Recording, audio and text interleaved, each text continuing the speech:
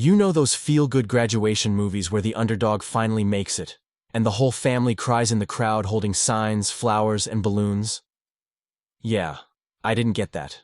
Instead, on the biggest day of my life, when I was set to walk the stage after 4 brutal years of grinding through nursing school, I got ghosted. Not by friends, not by a partner, by my own freaking family. Let me back up a little. My name's James. I'm the second son in a middle-class suburban family where my older brother, Ryan, has always been the star, the golden child, the football captain, the one who never had to say please or thank you, and still got everything handed to him. Me? I was the quiet one, the helper, the one who's always okay on his own, an afterthought. From kindergarten to college, every achievement of mine was brushed aside. When I won the science fair in 8th grade, Mom said, "That's nice, but Ryan's team made playoffs." When I got into college with a partial scholarship, Dad just asked if I could try to help Ryan study for his real estate exam. I didn't mind, at first, because I believed, foolishly, that one day they'd notice. One day, I'd do something big enough to matter. That day was supposed to be my college graduation. I put myself through nursing school. 4 years of grueling work, overnight shifts at a diner, and clinical rotations that made me question my sanity. I did it without asking anyone for a cent. No support, no encouragement, but I made it. And guess what? On the morning of my graduation, I called my parents to confirm they were coming. My voice practically shook with excitement. "Hey, Mom, you guys are still good for the ceremony, right?" Her voice was weirdly hesitant. "Oh, about that, honey. Ryan's having a little backyard BBQ today. It's a big deal for his new company launch, so we're helping him set up." My heart stopped. "What?" "Mom, I told you about this 6 months ago. I sent you the invite. Twice." "I know, sweetie, but it's just nursing.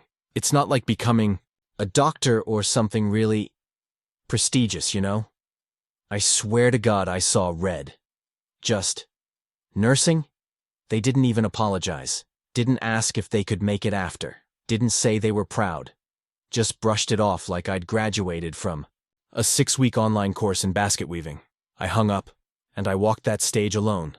No cheers, no signs, no damn family. Just me, clapping for myself. But in that moment, somewhere between heartbreak and rage, I decided something. If they could treat me like I didn't matter, then I'd become someone they couldn't ignore. And I'd make sure they regretted every second of making me feel like background noise. This is the story of how I went nuclear, not with fists or fights, but with success, silence, and a reckoning so poetic, even karma took notes. Update. One after my graduation disaster, I cut contact. Cold, clean, complete, no calls, no visits, no happy birthday texts. Nothing. And for the first year, they didn't even seem to care. Ryan was busy blowing up his entrepreneurial career selling protein powders and crypto nonsense to other frat bros with too much disposable income and too little common sense. My parents? They were proudly posting Ryan's CEO life on Facebook while telling their church friends I moved somewhere with a hospital, like I'd joined the witness protection program. Meanwhile, I kept my head down and hustled. I started as a floor nurse at a level 1 trauma center, working night shifts while studying in every spare second for my nurse practitioner license. Then, I leaned into tech. Healthcare software was booming post-COVID, and I saw an opportunity. I taught myself code from YouTube, joined a medtech startup, and within 2 years, I wasn't just a nurse. I was one of the lead architects behind a remote patient monitoring system that got FDA clearance. We were acquired for $12 million, my cut. Just shy of $1.8 million after taxes.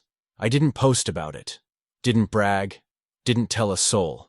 But I did move into a stunning penthouse overlooking the skyline, leased a Tesla, hired a private chef, built a new version of myself, confident, clean, unbothered. And then I planned my next move. Because success wasn't enough. I wanted them to see it and realize just how badly they screwed up. So I created my own nonprofit nursing foundation, focused on underprivileged students getting into healthcare.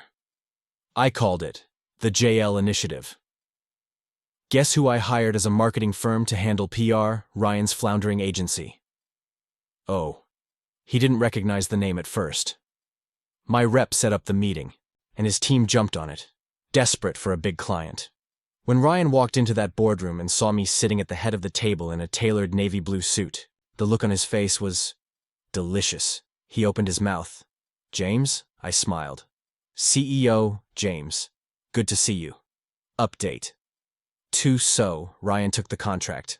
Of course he did. He needed the cash, and he wasn't in a position to be picky. I let his team run PR for 4 months. High-paying, high-pressure campaigns that ballooned their egos and made them believe this was their big break. Then I invited everyone, press, local officials, scholarship recipients, hospital partners, to a charity gala for the JL Initiative. Black tie, fancy hotel ballroom, lavish. And guess who I asked to MC? That's right, Ryan. He was flattered, nervous, eager to impress. That night, I stepped on stage in front of 500 people. My foundation had just donated $500,000 to a regional nursing school. We'd funded the education of 60 new students from disadvantaged backgrounds, and during my speech, I let loose.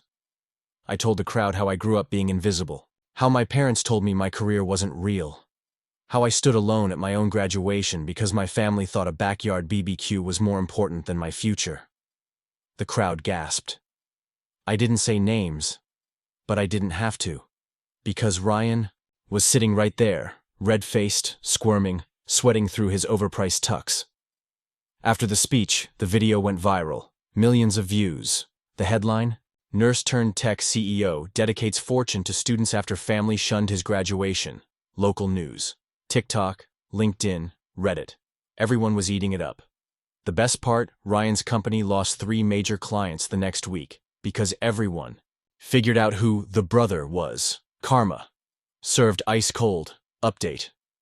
3. It was a little past midnight when I saw it. An email. From Mom.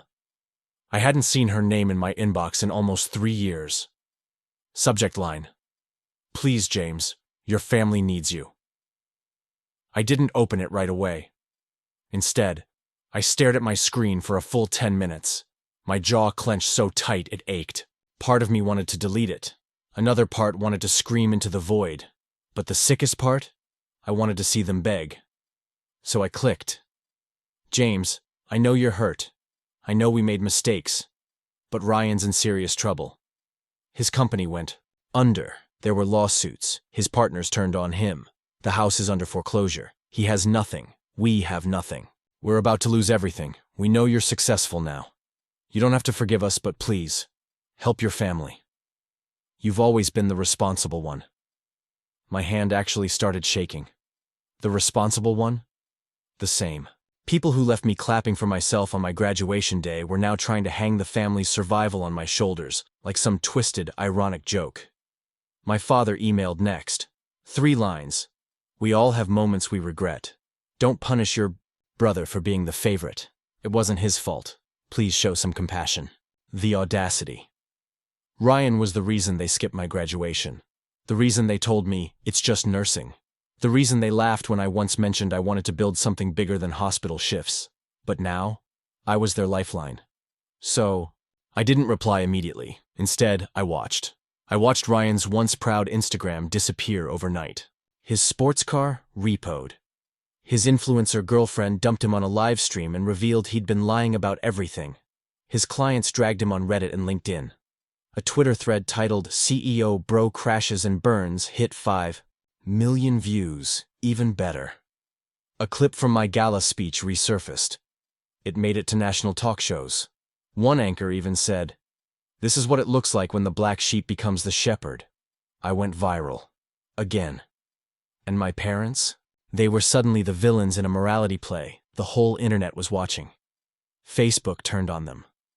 Old neighbors posted screenshots of their brag posts about Ryan, and the awkward silence every time someone asked how James was doing. Their church friends stopped talking to them. Their credit score plummeted. The house went into pre-foreclosure, and Ryan moved back in with them, in the basement. Then I replied, not with money, not with pity, but with a single photo. my graduation cap and gown laid neatly on the floor. Chair, an empty seat, and a printed sign with my name that read, James L., B.S. in nursing. I attached a note. You built a house without a foundation. You fed one child praise and starved the other of love. Now the whole structure is collapsing, and you want me to hold it up. I'm not your crutch. I'm not your safety net. I'm not your son anymore. Then I blocked every number and email.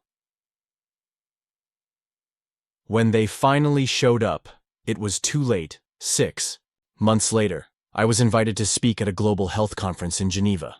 I gave a talk on nursing innovation, mental health burnout, and AI-integrated triage systems. Big deal stuff.